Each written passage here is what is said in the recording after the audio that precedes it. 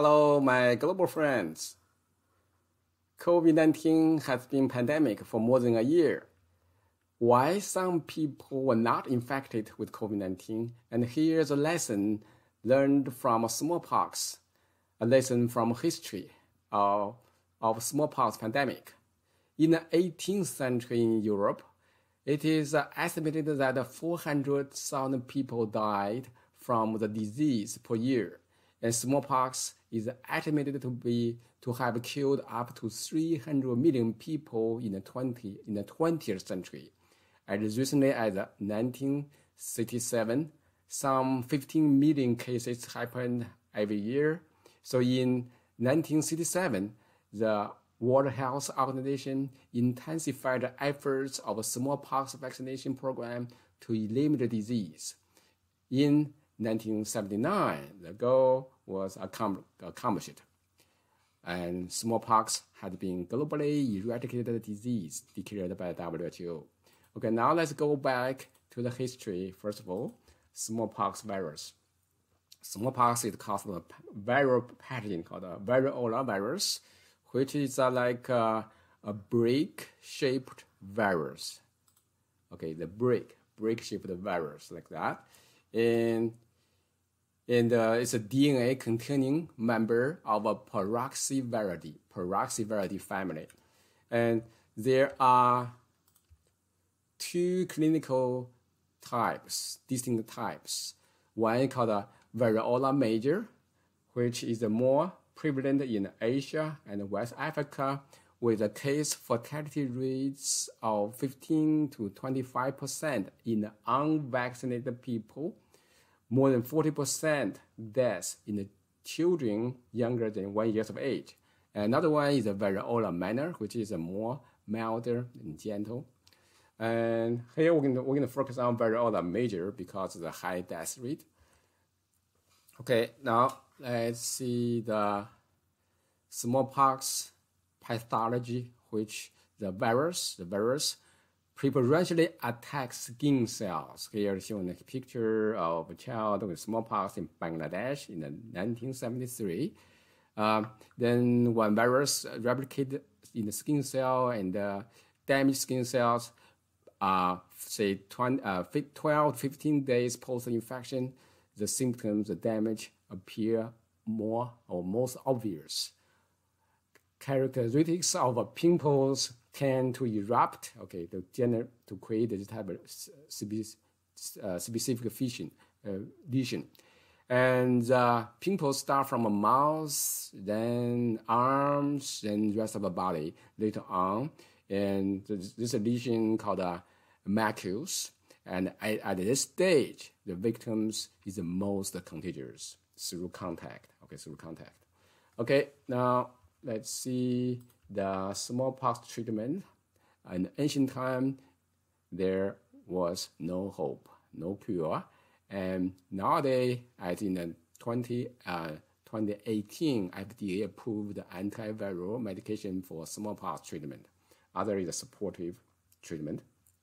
Prognosis in the old time was very bad, terrifying. You can see the deaths of smallpox range up to the 37% with a hemorrhagic form, meaning the bleeding form. The death rate could be as high as 100% fatal. So patients survive of the smallpox have a multiple permanent skin scarring on the face or anywhere where the smallpox lesion located. Okay, so the smallpox is very terrifying. So in the old time, in the ancient time, people or doctors always trying to find out the protection to prevent, to control. And at the early of the 10th century in China, India, and Americas, doctors noticed that in people who had the mild case of smallpox could never infect again. Okay, this is a very, very good news for the ancient people, our ancestors.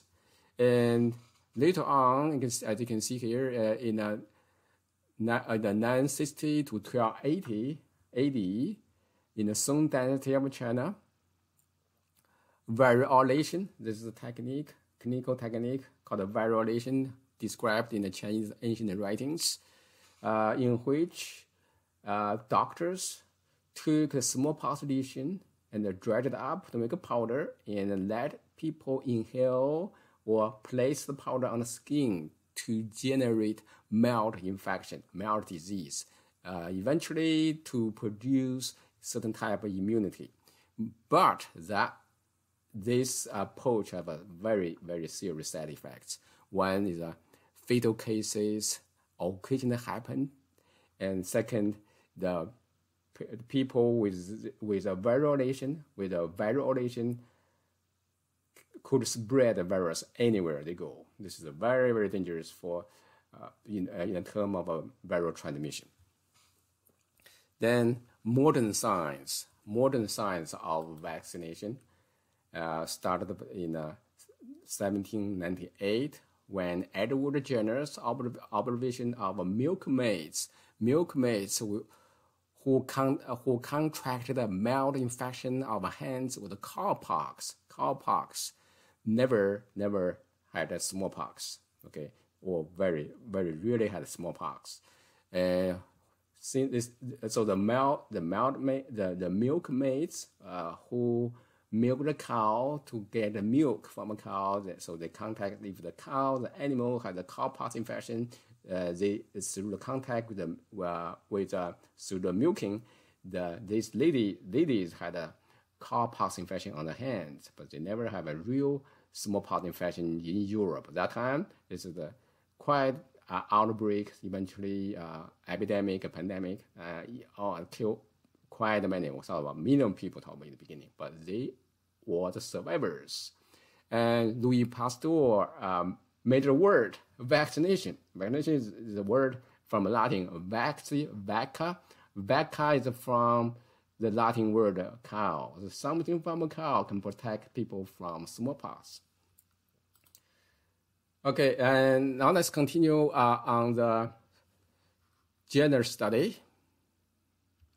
So Jenner created a immunization or vaccination, the same meaning. Immunization or vaccination, same meaning. They created the first case against smallpox, and he took the pus. So this is the hand. Okay, so if I am a milkmaid, but I'm not milk, I can say I'm a milkman. If a milkmaid took the pus from hands, from lesion of the hands with a cowpox infection, and put on a young man, and the young man eventually had a cowpox infection, and he observed this young man never infected with smallpox later on during the smallpox outbreak in Europe.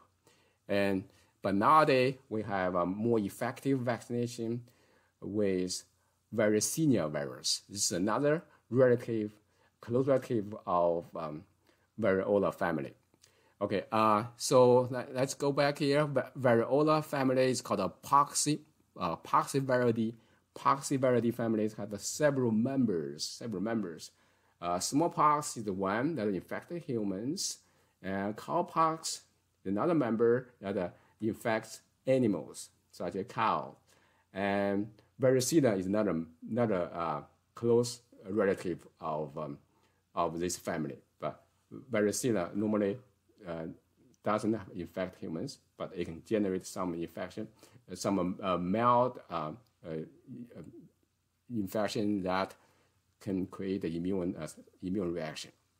So the next question I'm going to ask: how could a cowpox infection protect smallpox? Okay, this is the immunity. In immunology, we call the cross reaction of antigens, of similar antigens. Say smallpox and the cowpox, they are close relatives, and they have a very similar protein on the surface, and our immune cell receptor can recognize both. So if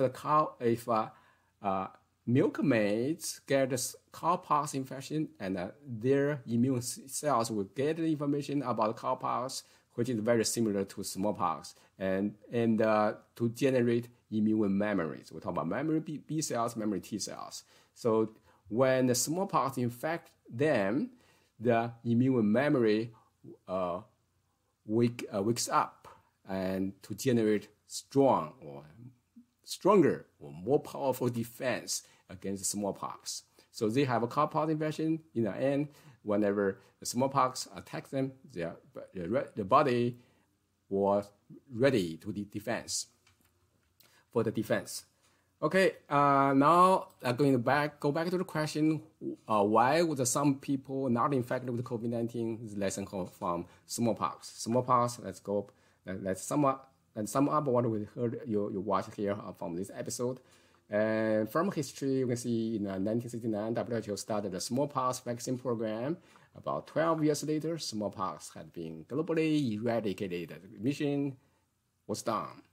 And we talk about in the old time in Europe, most people infected with smallpox, but small portion of people like ladies, milkmaids, who never get smallpox are protected. And let's apply this situation to COVID-19. Why during COVID-19 pandemic, some people never infected? This is in the immunology called the cross reaction. This is because it's like a cross reaction between smallpox and cowpox. In the COVID-19 case, there are also cross reaction between SARS-CoV-2, which is a pathogen of COVID-19, and the common cold virus. Okay, if some people have some common cold virus infection, that provide the cross protection against the SARS. And vaccines are also based on the same mechanism between the COVID-19 virus and COVID-19 vaccines. This is a cross protection. Okay, if you have vaccines, vaccine provide protection against the COVID-19. Okay, I'm going to talk about this and focus on this immune cross reaction next time in an episode coming up. Thank you for your attention. I'm going to close up here and see you next.